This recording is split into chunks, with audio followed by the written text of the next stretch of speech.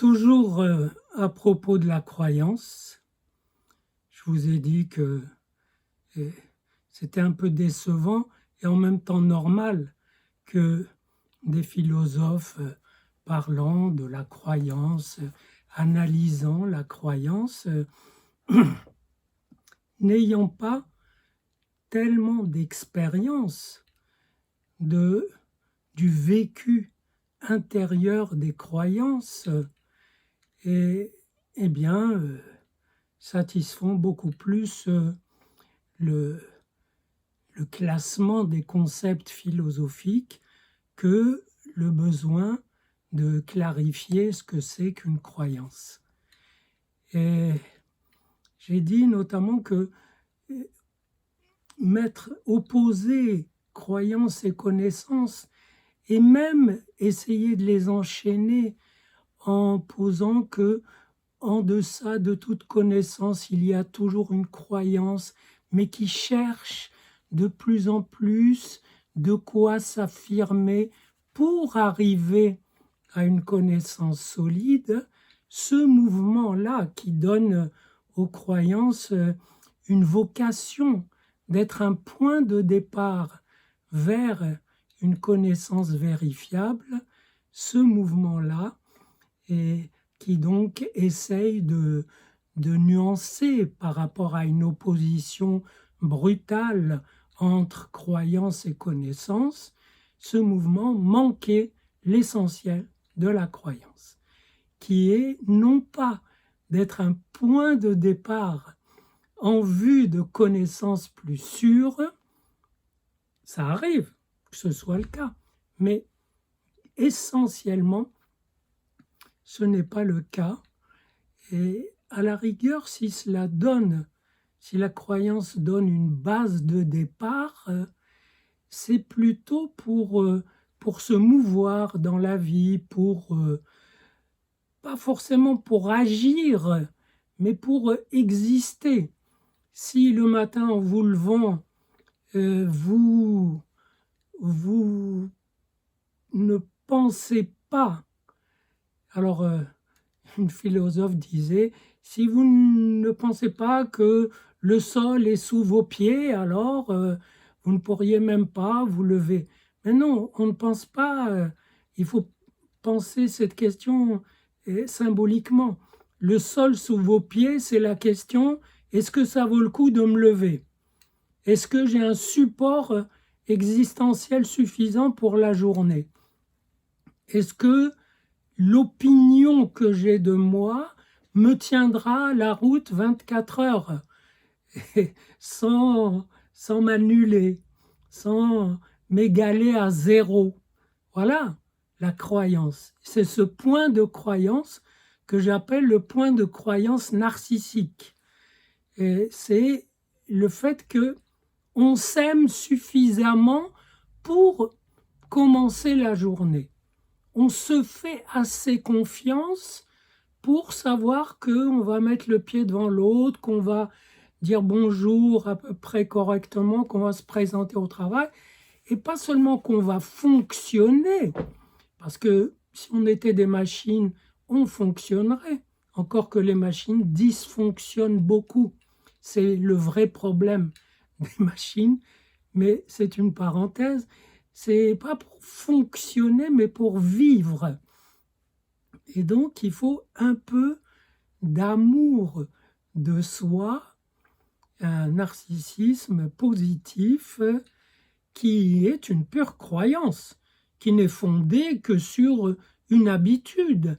C'est qu'on a l'habitude chaque jour de reconduire cette confiance qu'on se fait et sur le thème que non seulement on va tenir la journée, mais qu'il peut s'y produire de belles surprises, qu'on peut s'y révéler plus créatif que prévu, etc. C'est cette confiance, cette fiabilité qui est au noyau de la croyance élémentaire que j'ai appelé le point de croyance narcissique. Mais ce point, il éclate, il se dissémine en beaucoup de points. Finalement, les croyances des gens qu'elles soient religieuses, mythologiques, superstitieuses, de l'ordre de l'opinion, du savoir un peu précaire, mais auquel on tient. Toutes ces croyances sont des relais existentiels. Je dirais que ils font fonction de connaissances. C'est pourquoi ils ne vont pas chercher un plus de connaissances. Ils sont un relais de connaissances qu'on croit assez ferme pour tenir et pour nous aider à tenir. Des relais donc qu'on aime bien fréquenter et qui tiennent le temps qu'ils tiennent, mais tant qu'ils tiennent, on les aime bien, on aime penser certaines choses, on aime croire certaines choses. Et je ne sais pas, par exemple, devant ce déferlement de menaces apocalyptiques sur le réchauffement climatique, eh bien, un déferlement tellement total qu'il bascule, qu'il bouscule tous les opposants possibles dans le camp lamentable des climato-sceptiques, par exemple, alors qu'il y a d'autres positions. Et personnellement, je ne crois pas qu'il y aura une apocalypse à base de réchauffement climatique. Je crois que les gens, les humains, créent des problèmes et s'activent au maximum pour dialoguer avec ces problèmes, non pas pour les résoudre, car même s'ils les résolvent, ça posera d'autres problèmes, mais simplement pour exister avec. Les humains existent enveloppés des problèmes qu'ils irradient et qu'ils essayent à la fois de supporter, de dissiper, de transformer, de métaboliser. Et donc, je pense qu'il y aura beaucoup de problèmes liés au réchauffement climatique, mais pas ce déferlement catastrophique que des gens aiment nous annoncer et aiment d'autant plus que ça fait peur à d'autres et que ça les pétrifie. De même que à l'arrivée de ce virus, on a parlé de tsunami biologique, des articles très sérieux annonçaient des centaines de milliers de morts dans chaque pays européen. Et ce n'est pas ce qui s'est passé. Non pas d'ailleurs parce qu'on a développé des réponses techniques mirobolantes. La réponse a été, je le répète, médiévale, bien surveillée, bien à coup d'amende, et ça a fait un certain nombre de morts, ça en a fait plus là où il n'y a pas eu autant de vigilance, mais en gros, je ne crois pas que une prochaine déferlante virale et une suivante encore peut être absolument dévastatrice. Sur quoi repose cette croyance? Sur à peine quelques intuitions liées au fait que j'ai beaucoup travaillé sur la technique de tous ordres, de la technique psychanalytique à la technique mathématique. Une démonstration, c'est une technique, à des techniques informatiques, des techniques de marketing, des techniques médiatiques, des techniques médicales, etc. Et donc, sur la base de ces intuitions, j'ai le sentiment, et il nourrit cette croyance, que le Covid-27 ou 32, car ils vont se succéder en série, eh bien, il ne va pas entraîner la fin du monde. Et alors que d'autres pourraient argumenter, ça sera presque la fin du monde, et ils essaieront de diffuser une autre croyance, sachant que la connaissance absolument rigoureuse qui nous départagerait est hors de portée, elle n'existe pas. Donc, je reviens à cette idée que les croyances sont des espèces de stations spatiales dans notre espace intermédiaire, à la fois interne et externe, dans l'entre-deux, entre nous et les autres, nous et le monde, nous et l'infini des possibles. C'est des stations orbitales où on peut reposer nos petites capsules spatiales et nos pensées. Et voilà, en attendant de voir. Et c'est en attendant, et c'est aussi en attendant que du temps se dégage, que du temps soit disponible. Elles servent un petit peu, ces croyances, de loi provisoire et précaire en l'absence de la loi radicale et d'ailleurs, quelle loi nous dicterait les connaissances? Même les connaissances scientifiques, si elles se mêlent de nous dicter des lois, mis à part des lois évidentes, ça serait des lois maniées par des tyrans technologues, techniciens, technocrates, etc. Assez terrifiants. Donc, ce sont des lois provisoires qu'on aime bien fréquenter en attendant de les transformer, parce que ce qui nous plaît, c'est effectivement de les transformer, de se transformer sans qu'il en coûte beaucoup.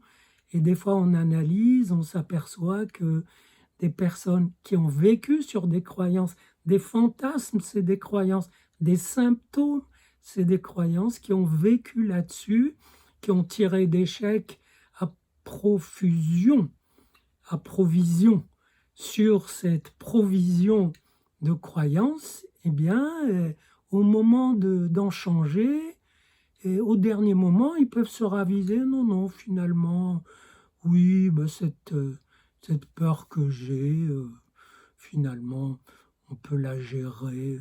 Oui, mais cette peur interroge autre chose. Oui, mais...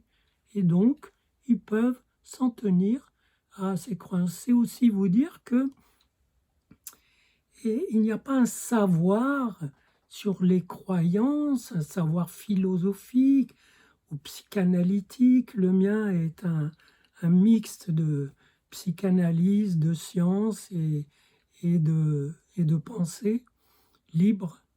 Et il n'y a pas un savoir qui servirait de mode d'emploi pour se dégager de ces croyances qui, très vite, alors ça alerte les philosophes, ces croyances, ça peut devenir très vite des superstitions, c'est quoi des superstitions?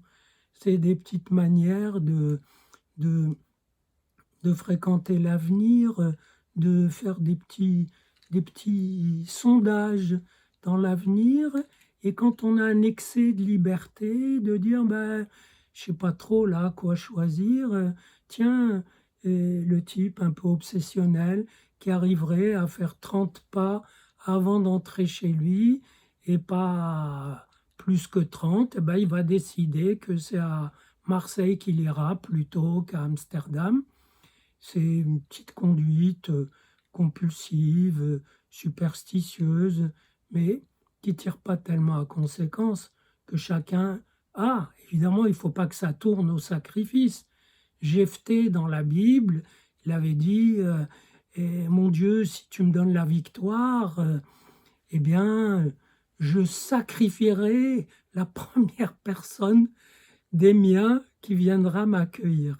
C'est gonflé, c'est au-delà d'une superstition. C'est un vœu de sacrifice humain. Et c'est évidemment sa fille chérie qui est venue l'accueillir, et il a répliqué le sacrifice d'Iphigénie, à moins que ce ne soit l'inverse. Donc, tant que ça ne passe pas aux actes, et tant que ceux qui ont des croyances n'ont pas le pouvoir de les imposer ou d'arracher aux autres les croyances qu'ils ont, ça peut tourner.